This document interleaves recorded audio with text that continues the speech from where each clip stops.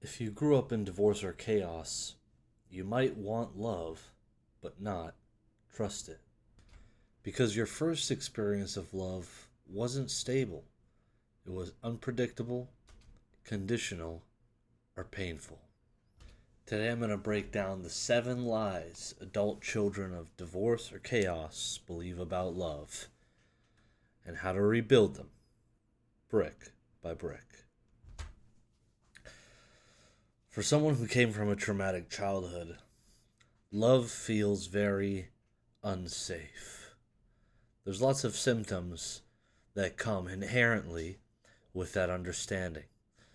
And this is perhaps probably one of the biggest struggles I would say people like myself go through on a daily basis.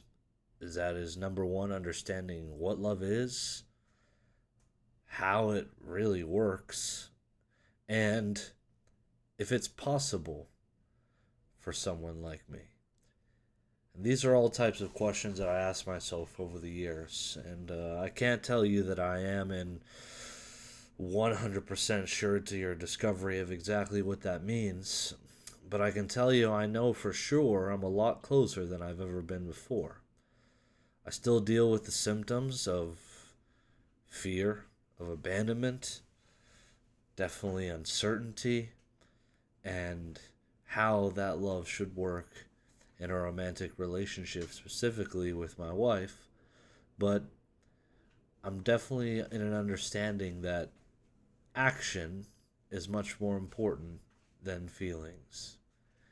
And today we're going to break down the 7 most common lies of what children from a traumatized childhood, now adults, believe about love and how we can rebuild love with truth. So, there are some common symptoms to unsafe love, and usually they manifest in these ways. Of course, I can only speak for myself, but the other people that I've spoken to about this and various research that I've been doing over the last several years pretty much tracks for these things. And usually it's a fear of commitment or a fear of abandonment, which one plays into the other most of the time. Testing people, something that often happens. Reading into everything, and then feeling either too much or not enough. My name is Thomas Emmanuel Orms O'Brien. I'm the founder and president of Building a Home Inc.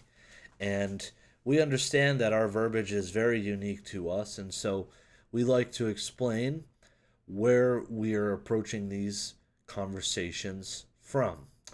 I'm a suicide survivor. I'm a child of parents that got divorced, and I had an extremely traumatic childhood due to a very abusive biological father who, for a range of different things, put me in different situations that really did a number on me.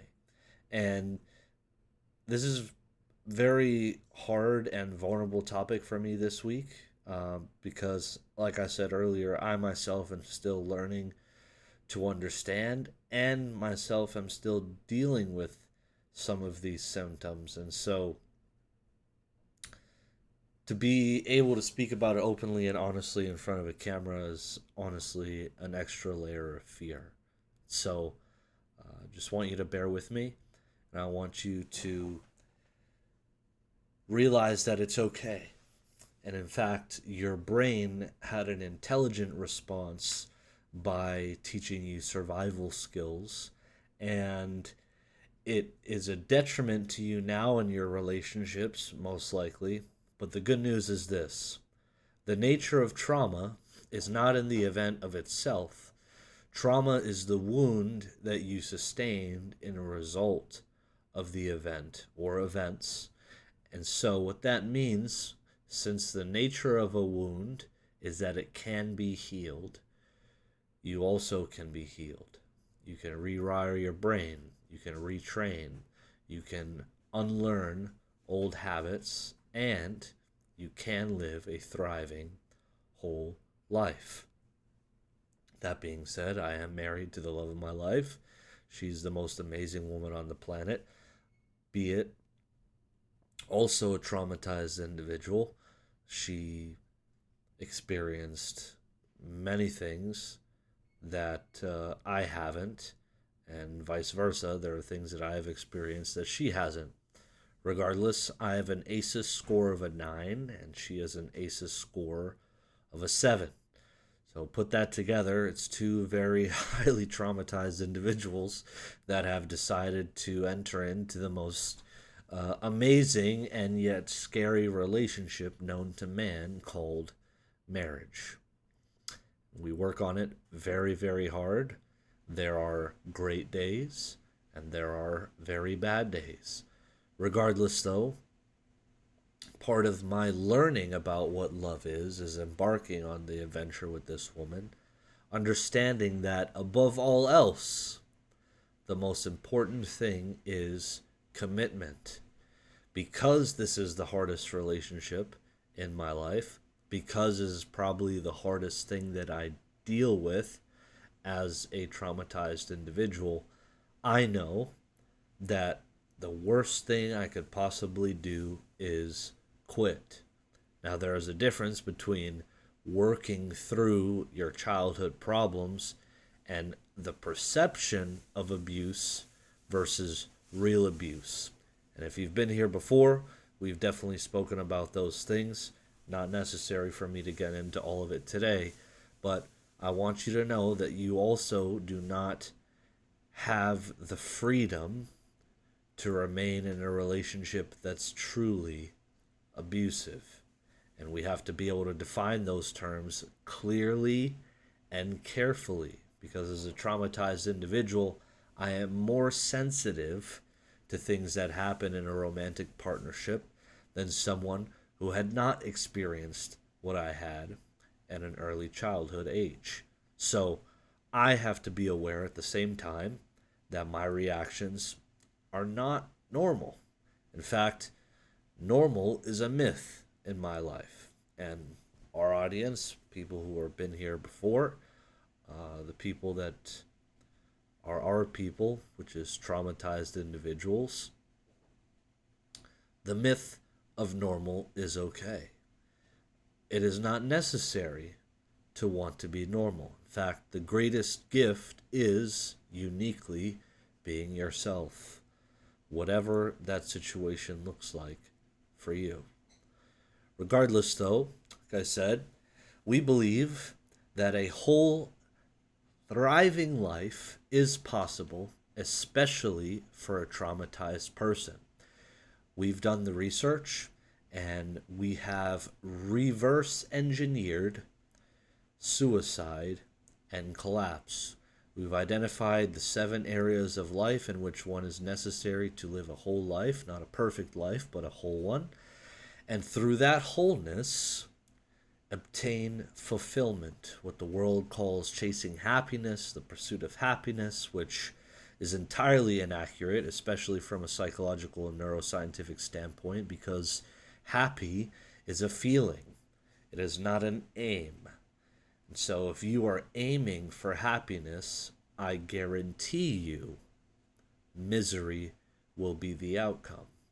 But if you aim for wholeness and fulfillment, you'll be so happy a lot of the time, maybe even all of the time. I don't know yet, but I can promise you the moment I stopped chasing happiness and started focusing on wholeness and fulfillment, something that lasts, something that's solid, something that's eternal, something that matters, I've spent a lot more time happy than unhappy.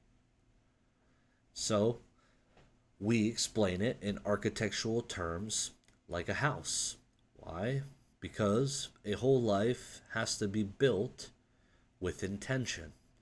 And just like we believe that there is a God who has designed the universe, we believe that each and every single life has a design.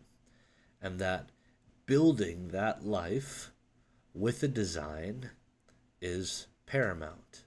And just like anything else, you start from the ground up.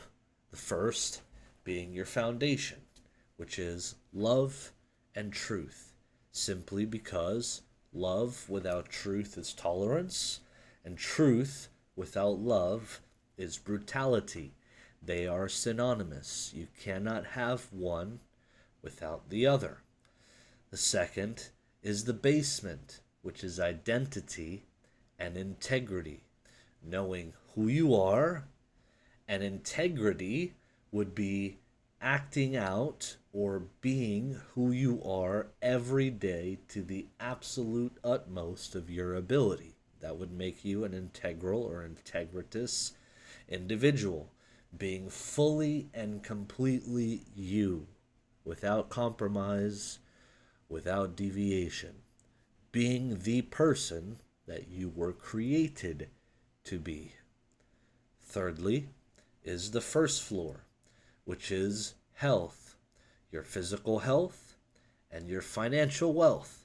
Very, very important, because if you're not physically healthy, you won't be able to thrive, you will not have a whole life, and if financially you're not doing very well, you won't have a whole life, you won't be able to thrive, because a strong, healthy body is what propels you into carrying your purpose into this world. And strong finances are exactly that. They finance the capacity to be able to fulfill who you are to be in this world. That includes everything, both enjoyment, but also mission. Brings us to the second floor, which is vocations. The thing or things that you are specifically called to do in this life. That's the word vocation. Latin word, the root is vocare, which means to call. Meaning, every single thing that has happened to you in your life, good, bad, or ugly, has uniquely equipped you to bring healing and restoration to the world. The next is the attic, which is hobbies, namely joy, right? Because a life without joy, well, speaks for itself. The opposite of depression, the opposite of joy is not work, it's depression. And so depression cannot be extinguished without hobbies in life. Namely, we say hobbies are this: the things that you love doing with the people that you love doing them with. Very simple. And joy is simple. It doesn't have to be complicated. After that, on the side of the house, we have the chimney, because release is a requirement for wholeness.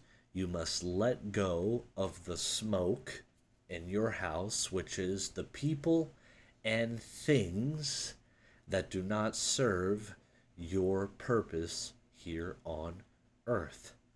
Lastly, we have the skylight, that big window that shines into every room of the house, which is wisdom and relationship with the divine, understanding that everything has a purpose, there is no coincidence. As a theistic individual, understanding that the redemption of suffering can only happen with specific requirements in place. Otherwise, all human suffering, from the least to the greatest, is absolutely meaningless. And so, unless there is a beyond, a divine, a God, whom we say is the universal force of love, expressly shown to us in the person of Jesus, all human suffering would lack meaning. And if suffering lacks meaning, and there is just endless, meaningless suffering in this world, then life truly isn't worth living, no matter who you are. whether you've suffered least or you suffer greatest. It is the very act of redemption that gives the pain in this life meaning. So we put all of those things together and we call it a house, from foundation to skylight. Today is a combination of three of those areas. The basement, which is lies and identity distortions. The chimney, which is the release of resentment and fear scripts in your life. And the skylight, which is wisdom and discernment in relationships. Most relationship problems are not romance problems. They're basement problems. Identity and integrity. We'll get into why that is. So here are the 7 lies that most people that come from a traumatic childhood carry well into their adult years and specifically apply them to romantic relationships. Now, a lot of these are also synonymous with friendships and just relationships with other human beings in general, but they most glaringly present themselves in romantic partners. Whether you're married or just dating, these are the 7 lies that most often affect relationships for traumatized individuals. We're going to get into those, breakdown of each and every single one, and as always, hope. There is hope for repair. I myself am experiencing that hope being married every single day. And like I said earlier, that doesn't mean that we're without our problems, sometimes grand ones. But the most important thing is this. We decided that no matter what happens, we will be the ones to rewrite the script. We will be the ones to rewrite the story. We will be the ones that stop this cycle of bad relationships in our family. Come hell or high water, it's me and the missus till the end of time. So, lie number 1 is this. Love always leaves. Crazy one. The result is pre-abandonment, detachment, and emotional armor. You're in a relationship, if you've committed to being in an exclusive relationship, but you're not fully committed. Why? Because you rather be in control of the pain than give the other person the power to be painful to you. Since you're used to love being out of your life, whether it walked away or was stripped from you, you don't fully commit because they're just going to leave anyway. And I still deal with that emotion sometimes, to be quite honest. But I can tell you that having stayed in this relationship with my wife, the longer I go, the less loud that voice is, and the more vulnerable I am able to be. And here's how you can rebuild it, is rewiring your brain to understand 2 things. Number 1, love can be stable, and I or you can choose stable people. When you realize that the power is in your hands, that your past does not have to be the author of your future, that you have the capacity to take the pen and rewrite the narrative. It may be difficult, and it is scary, but the hardest things in life to do are the right ones. Lie number 2 If I'm fully known, I'll be rejected. This is a big one. So the result: hiding, performance, image management. If the person that you're going to spend the rest of your life with, that you engage in sexual activity with, that you sleep next to with every single day, doesn't have the full unadulterated version of who you are, then they don't really love you, because you've robbed them of the capacity to love the real you. One of the things that my wife and I have done, and we have inserted very deeply into our relationship, is truth telling. We talk about the worst things on purpose, because it is only talking about the worst things that actually build that trust. It is a must. You cannot slip past it, especially for traumatized individuals. It was very hard to tell my wife that at 3 years old I had a sexually inappropriate interaction with a family member, that I had been molested 2 more times before I turned 18 years old, and that the reason why I suffer with intimacy problems is not because I'm unhealthy, not because I don't desire her, but because that level of intimacy is scary to me because of the things that I have been through. But the moment I was able to tell her about it, and she did the most amazing thing that I never thought anyone would do for me on earth. Not only did she accept me, she wept with me, she held me close, she told me everything's going to be okay, and that no matter what happens, she will work through those things with me. And honestly, that's the case most of the time. Most of the time, the people that we are in exclusive, extended relationships with love us enough to want to move past the traumatic events of our childhood. The problem is, we don't give them a chance.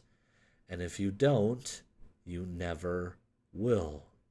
And it may be the case that with a new partner, you've tried and they have rejected you and have walked away from you and said, it's too much. Well, that just means they were not your person. There is someone for everyone out there. I know that to be a fact. It is just a matter of finding them.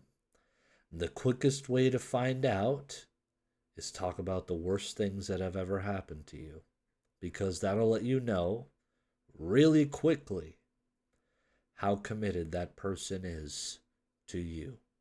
The weather, goals, aspirations in life, yeah, important, but the most important conversation are the things that happened to you that shaped you into the person that you are today. The way you rebuild that, like I said, is real love grows in truth, not performance. The truth is what sets you free. Nothing more, nothing less.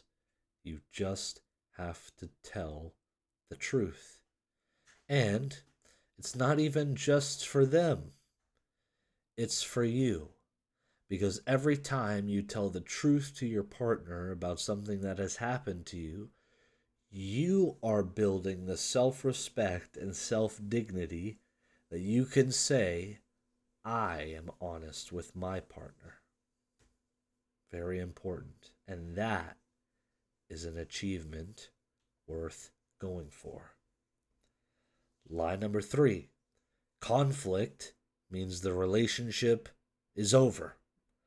Most times, if you come from specifically an abusive situation in your childhood, you avoid conflict at all costs, because conflict means bye-bye.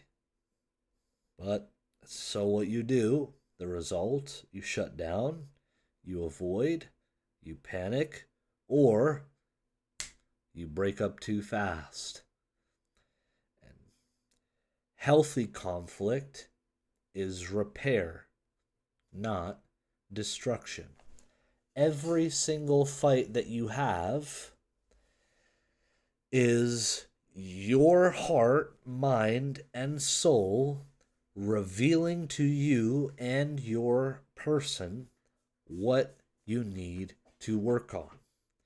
And my wife and I know that every fight that we have is actually a good thing. It shows us where to build in the future.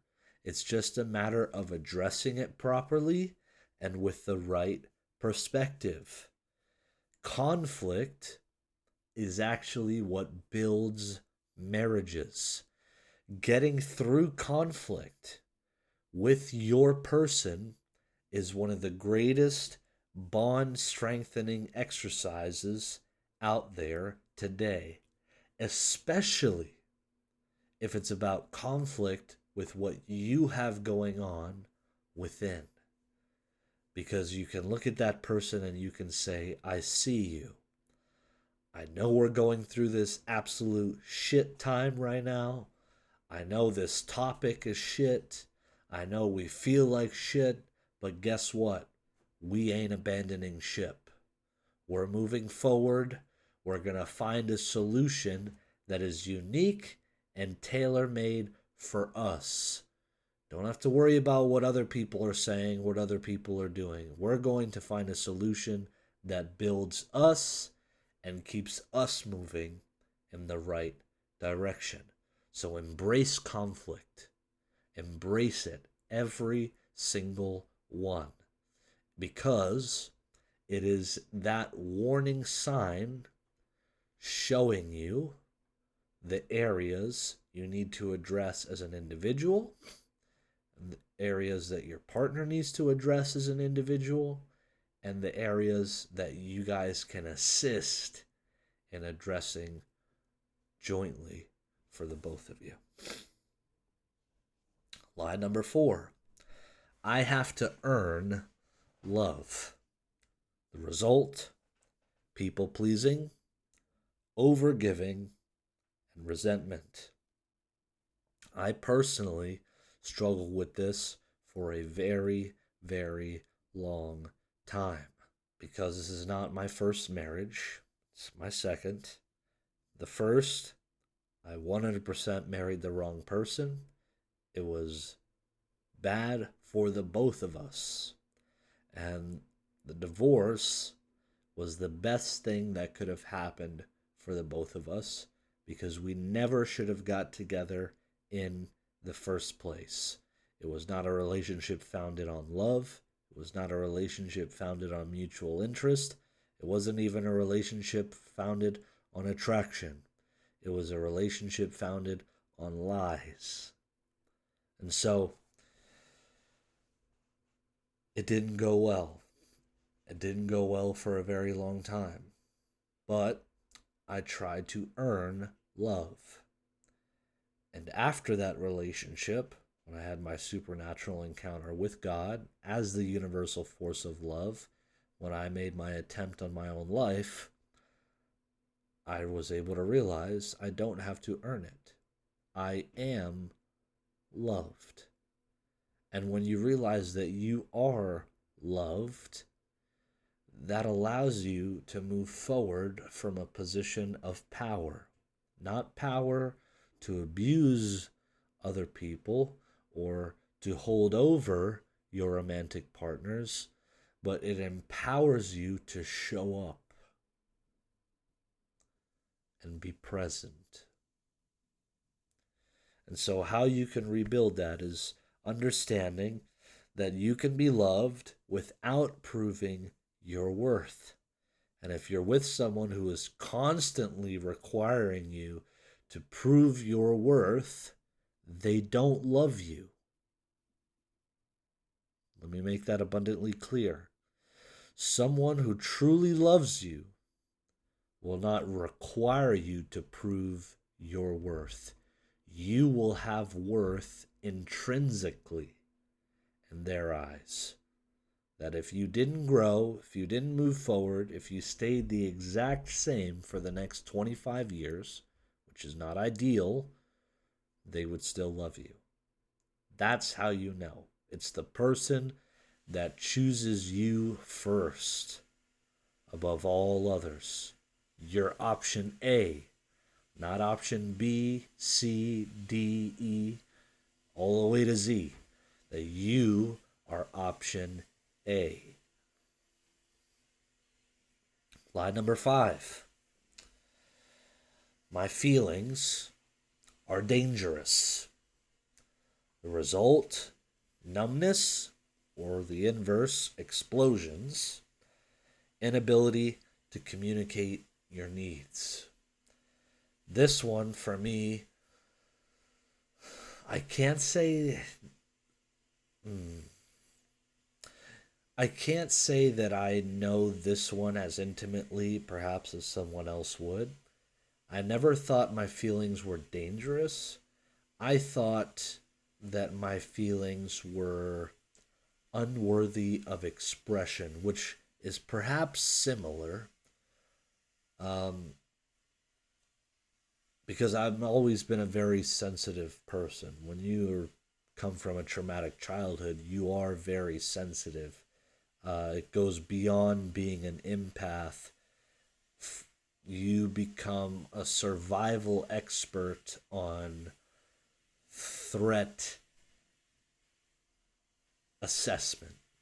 And so it is not rooted in a great place. It is rooted in a place that is trying to protect me. So I got very good at reading other people's emotions so that I would know how to adjust per said person, conversation, situation. But the way you can rebuild that is this: that my feelings are signals, not dictators. Line number 6. I'm responsible for keeping the peace. The result, self-betrayal, silence, and choosing unstable partners. If you grew up in a situation where you had siblings, or you were the one that was required to maintain the peace between two warring parents, then very much most of the time, that will be your result. You will feel responsible for everyone's peace, even at the expense of your own. And that leads to self-identification in a mal sense. You will place others above yourself in a way that is detrimental, not in a place of service where you are elevated so you elevate others, but a place of, the only word that I can think of is hell, where you are down and you must suffer so that others don't. But what that does is it's counterintuitive, it's counterproductive. You then, through a continuous work of self-suffering and self-betrayal, cause those around you whom you'd wish to serve, whom you'd wish to love, to suffer as well. Because your launching pad for decision making is flawed. But you can rebuild it in this way. I'm responsible for truth and boundaries, not managing adults. It's the only way you can break yourself out of that loop. Tell the truth and be honest with your boundaries. If you don't like something, say, I don't like it. If you don't want to do something, say, I don't want to do that. If you don't want to go somewhere, say, I don't want to go there. If you don't want to hang out with someone, say, I don't want to hang out with them. Very clear, concise, easy boundaries. All right? Now, you want to be as open with your partner as possible, I believe as humanly possible. Open up all the way if you can. But even within a relationship, an intimate romantic relationship, boundaries are a requirement. My wife and I have boundaries. There are things that she doesn't like. She says, hey, I don't like that. Can you please not do that? And I say, hey, okay, no problem. And guess what? Our love grows because I don't do the things that she doesn't like. She doesn't do the things that I don't like. Now, the nuance within that is that as traumatized individuals, like I said, our reactions to certain things are more extreme than others, right? Perceived slights, perceived insults, perceived abandonment, or perceived abuse, when in reality, it's not. It's just our nervous system showing up early and staying late. And again, while it is harder for traumatized people to work through a relationship, perhaps than people who have not been through very traumatic childhoods, then regardless, it's still possible. It's just a matter of putting in the work. Lie number 7, this is a big one. If it feels calm, something is wrong. This is a huge one that I continuously work on today. The result, boredom in healthy relationships and attraction to chaos. Because success is actually boring. Success is found in the mundane. Success is found on a Tuesday.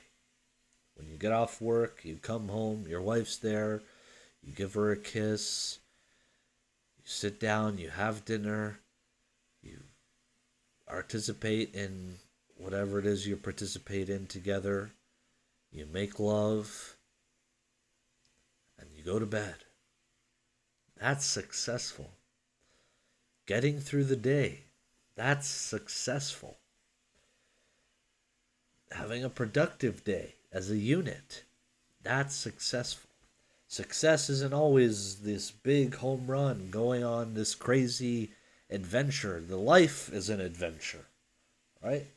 And so when you're used to growing up in chaos, stillness, peace is foreign to you. And naturally, you have this inclination to reject it, even when nothing is going on. Even when your life is better than it's ever been, your brain is scanning. Your brain is assessing threat, even fantasizing. It's other relationships, other situations. If this doesn't work out, then, I will pursue this person. If that doesn't work out, I'll pursue this situation. Traumatized mind is always going. And the thing is not learning to suppress or detach. Emotional maturity it's like riding a wave. You let these things go through you, and you get used to sitting in it. Now, for a traumatized person, that's usually you're going to be sitting in that every single day for perhaps hours on end. But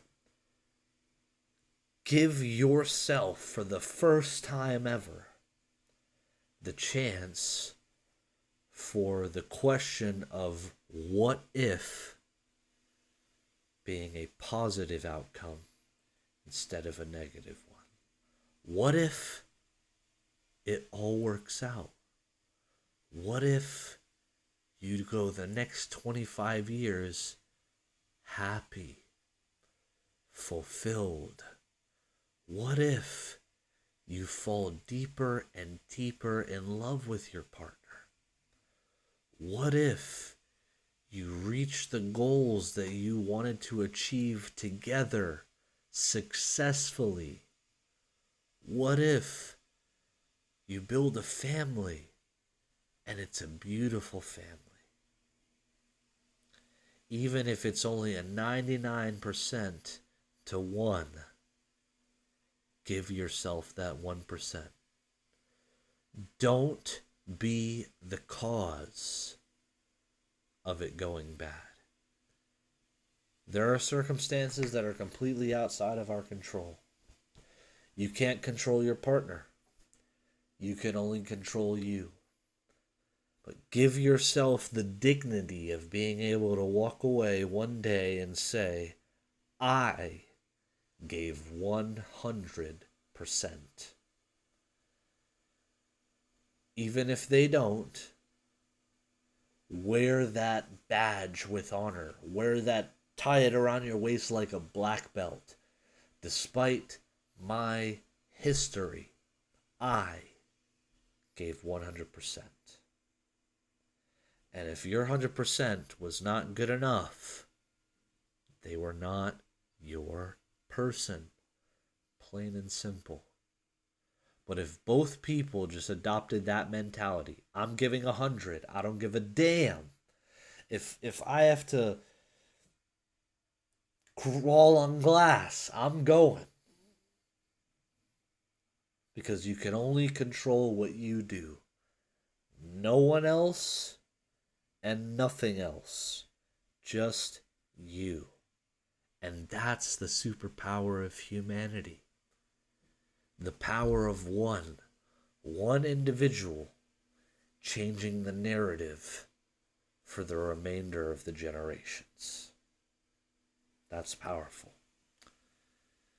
And so, peace isn't boring. This is the rebuild. Peace is safety. When you find peace in a relationship, that's safety. Cherish it. Embrace it. Let it wash all over you. And just ruthlessly analyze the facts. Children of divorce or chaos often identify chaos with chemistry. And it's not. Chaos is not chemistry. Very far from it. And so, this is the brick by brick rebuild that I want to give to you guys to start perhaps helping reverse these 7 lies. A lot of it is going to be about yourself and going through the BHI framework, which I think is very important for everyone. Regardless, perhaps these tools can assist you with breaking that cycle and finally giving yourself the chance to have a happy, healthy, thriving romantic partnership or relationship. So brick number 1, I want you to name your default lie. For me, it's number 7. If it feels calm, something is wrong. This is the loudest lie that I deal with almost every single day. Getting used to things going well.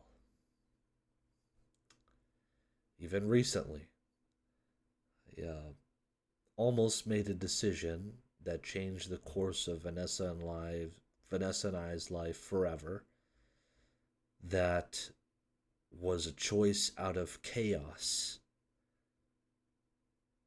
And after self reflection, realizing that my life is better than it's ever been, it continues to get better. And I only was making that choice because I was getting bored with the success. And thank God that I have mentors in my life that are very straight shooters who are aware of my past and know that they are able to say things to me very straightforward, very cuttingly so, shall I say, and help snap me out of my mode.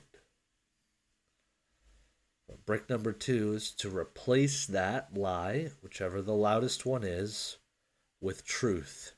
Make it a one sentence replacement. And if that's mine, I tell myself all the time, peace isn't boring. Peace is safety. Success is boring. Peace isn't boring. It's safety. Success is boring. And when I realize that success is actually boring, then something starts to change within me. And it's very small change. But it's where the boring success is actually starting to become exciting to me now. Knowing that I am on finally this upward aiming path of where I'm going to end up and the person that I am becoming. That is becoming exciting. And so, brick number 3 is to choose one boundary. A simple no or an I need. But one of my favorite psychologists of our age, his name is Dr. John Deloney. He's a Ramsey Solutions personality. He's a great guy. And he says we should stop telling our partners what we need and say, I want. For example, as a man, to tell my wife, I need sex X amount of times in a week. It sets it hard in stone, and if I don't get that, it's gonna be a yeah. Versus, baby, I want sex with you once a day, every week. That's harder to do. Expressing desire over need is much more vulnerable because it's more risky than I give my wife my heart on a platter.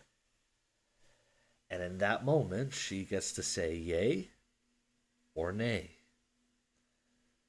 Because a need, if your partner really loves you, they don't want to preclude you from anything that you need. But then it may become a chore versus something that they were able to do out of love and desire for you. It's a lot harder. It's way harder to say I want versus I need. Brick number 4, practice repair. One tough conversation without fleeing.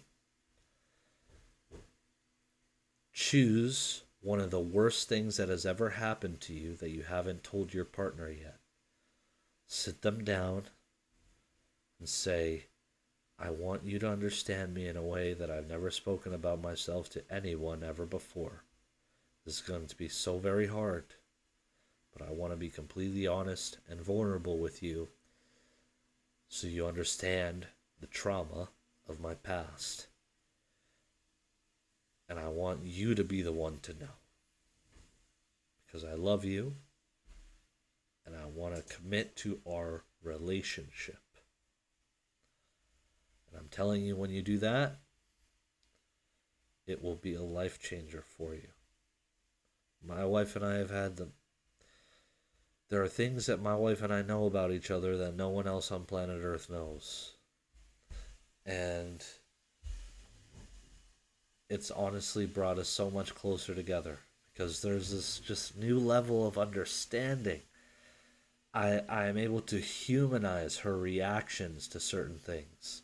She's able to humanize my reactions to certain things.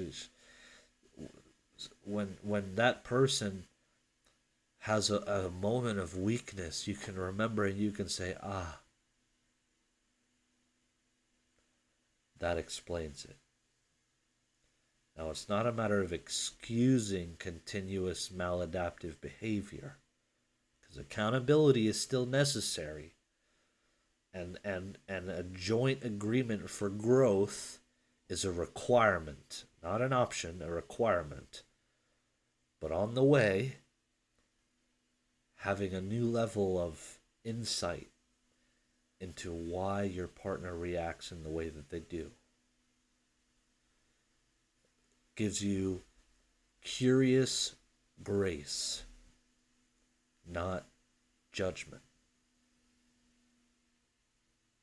Brick number 5. This one is probably the hardest one to do for people like us, but to start picking stable behaviors over intense feelings. Because any traumatized individual is going to feel more, harder, and for long periods of time than, let's say, a non traumatized individual or a person who has not experienced trauma in their childhood. It's very different. Us, the people who have experienced trauma in our childhood, have a completely different outlook, even brain structure, than someone who hasn't. So, like I said, our reactions to things are going to be different than a normal person. Regardless, though, behavior, action is key. To know that how you feel in that moment does not have to affect your behavior. And of course, I'm still working on this every single day. I'm not even close to being anywhere probably where I should be. But the goal is progress, not perfection. Because I can proudly say that I am much further along than anyone ever thought I would be or could be. And I want each and every single one of you to be able to say the exact same thing. So I want you to know that you're not in this alone, that no matter what happened or where you've come from, there is hope. And it's just a matter of getting there.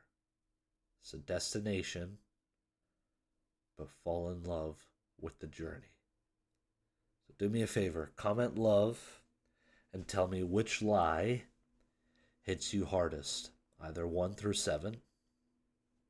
If you want to rebuild love with truth and wisdom, then I invite you to join the Skool community. The link is in the description below. We walk people through the entire BHI framework that is personally tailored to their life, their situation, their circumstance, and we're trying our best to change the world one person at a time. This is Thomas Emmanuel Arms O'Brien. Love you guys.